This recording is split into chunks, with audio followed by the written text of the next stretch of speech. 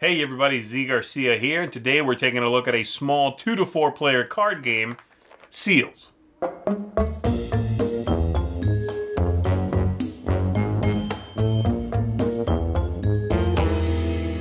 In this game, the players are going to be drafting cards from the table in order to make sets. And once you are ready to cash in one of those sets, you're going to score some victory points. It feels in many ways like a classic card game. It has sort of those same trappings, but is it interesting? Does it stand on its own? Is it something that can compete in today's competitive board game and card game market? Let's take a look at the game. We'll come on back and I'll tell you what I think of it. The gameplay here is very, very simple. Players are going to play until either someone has 5 points, tracked with these tokens here, or you've played 5 rounds and then whoever has the most points is the winner. You have your shuffled deck of cards here, the tokens. You take 5 of these, flip them face down into a stack. That's going to help you track the rounds, and then you are ready to begin. So on your turn, you have 3 parts you do. The first one is make sure that you refill the display up to 4 cards. Second, you are going to take some cards into your hand. You can take all of one symbol or all of one color. So with this, I could take both of these blue cards into my hand. And then the third step is I could play 1 or more sets from my hand, declare the round to be over, and I am the winner, and I'm going to score some victory points. We'll come back to that. So obviously I did step 1 and step 2, but not step 3, and it would be the next player's turn. They're going to flip some cards face up, and they are going to take all of one color or all of one number. In this case, they'll take both of these 6s, put that in their hand, and it's the next player's turn. And they will flip over some cards, and they are going to take. They'll take both of these 8s. Comes back around to me in our 3-player scenario here. I flip over these, and I am going to take both of the gray cards here, put these in my hand. And this continues again until someone does that step 3, declare they are the winners.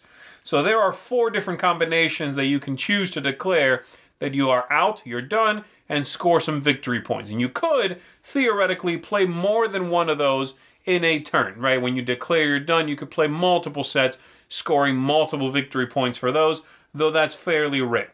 So here are the different things that you can declare. You can declare a minor 4 of a kind. These are any 4 cards, 1 through 5, up to 5 is still a minor card, and you have 4 of those. So 4 1s, for example. I should have another one in here somewhere.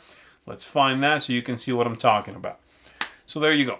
If I go out at the end of my turn with 4 of these, I'm going to get 1 victory point. And no matter how many points you score, you always take the first one off of the top of the stack to help you track the rounds. So I would score 1 victory point. The other option is 4 of a kind with major cards. And that's 6 and up, and they are going to have a red tassel to remind you of that on the card's artwork there. So you can see it there on that 6. You can see it over here on that 9, that red tassel there. So for example, 4 9s would get me 2 victory points. And I would take the first one from here, and then another 1. Next up, 4 of these seals. And these are harder to come by, of course. And so if you did 4 of these, you would get 3 victory points. Again, the first one from the top of the stack. And then lastly, a run of every number. So 1 through 10. You don't need a seal for that. So if you have a 1 through 10, colors won't matter. You're going to get 4 victory points for that. And then once anyone goes out, nobody else scores any points, you shuffle up the deck again, and you play the next round, unless that was the final round, or someone has 5 victory points. If you do get to the final round, 5, you go through all 5 rounds, and there is a tie, the tied players are supposed to play 1 more hand to decide who the tiebreaker is going to be. And that's it. That's everything there is to it. Very simple, like I said, really straightforward concept. So let's go back up top, and let me tell you what I think of it. Alright, so there it is. That is Seals. Nice little package. So overall, I find this game to be alright. It's a so-so game. And especially, as I said in the intro, in such a competitive card game market, this one is the kind of card game that's simply going to get buried, you know. Now, I could see this game doing well for people who enjoy very simple traditional card games. This is something that might appeal to that crowd, you know, quite a bit, in fact. But as it is right now, I worry that it's not going to find that audience, even if it should, and it's simply going to be a little too light, a little too lucky, not enough going on. So let's break some stuff down, okay? I'm going to start with the things I like the least, make my way up. So first up, replayability here is very, very low. The game is going to feel the exact same every time you play. You have really very few options as to whether you want to push the game this way or that. There is rarely a moment in which you look at your flop of 4 cards and you don't immediately know which is the better option, you know. So there is that. Replayability is just really low. The things that are just, okay. Theme. There's no theme, so it's okay. I'd rather they do this and paste up some you know, lame theme or something that clearly doesn't fit. So that's fine. It's just middle of the road for me. Aesthetics. You would think with these gorgeous looking cards, this very attractive box, this would be an automatic thumbs up. But I have to say, even though that is true, the cards look great. They're fantastic quality. Box is nice and bright and has just a beautiful aesthetic to it. There are 2 components in this game, cards and tokens. And the tokens do leave something to be desired. For one thing, they're very thin cardboard, and also there's just no good way to store them in here. You know, the box is a small package, but then you're supposed to take the manual here. This is our manual, and you put the deck of cards in the middle, and you just throw the tokens on top of that so they float there. There's no other way to store it in here unless you throw out this tiny little insert and maybe bag them up and shove them in the side of the deck or something.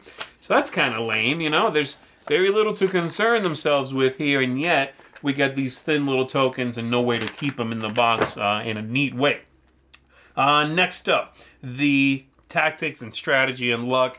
There is just, you know, gobs of luck in this game. It is so lucky. You are flipping over 4 cards and you get to take all of the same color. That could be 3 cards, maybe 4, but that's really rare. But when you get 1 and the next person after you gets 3, because it's the same number or the same color, that's rough, you know. So there is that. Now I know the scoring is supposed to adjust for that. If you are taking a bunch of the same color, they're also not the same number. So you're shooting for the run, 1 through 10 run, right? But if you pull it off, it is 4 points, so the luck is, you know, just ungodly amounts of luck.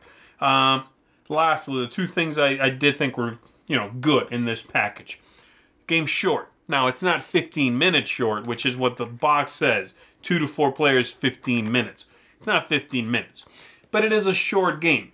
So that's good. This will be a nice filler, you know, if you're looking for something you can keep in maybe not quite a pocket, but a small bag, pull out and play for, let's call it 30 minutes, 25, 30. Then this will, you know, do the trick. And then it's very easy to play. I mean, it is extremely easy to play. This appeals, or would go over extremely well, I would say, with, say, people who enjoy playing traditional card games, really simple ones, maybe Uno, that kind of card game, you know. So, on the one hand, I'm thinking to myself, you know, it's a light card game. It's a simple little concept.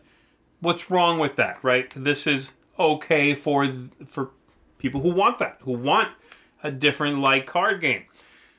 On the other hand, there are a lot of different little card games, and this one, I still feel like it squanders something. You know, there's just something there with this gorgeous deck of cards, with this, you know, beautiful artwork that feels a little bit squandered. So I'm real middle of the road on this one. I would right now rate this like a 5 out of 10. Is that horrible? No. But it also doesn't manage to stand out, you know? I think this, again, would go over well to bring together a mixed group of players, folks who are not into playing regular game nights or anything. And this could be fun, flipping over cards, grabbing sets, you know, just real sort of autopilot kind of play.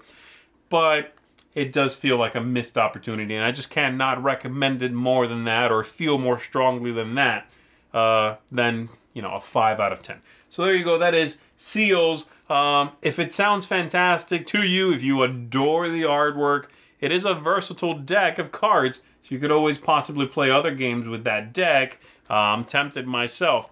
But there you go. That is Seals. Thanks for checking this out with me, and I will see you on the next one. Thanks so much for watching the Dice Tower videos. Find more great videos and reviews, as well as our top-rated audio podcast at Dicetower.com.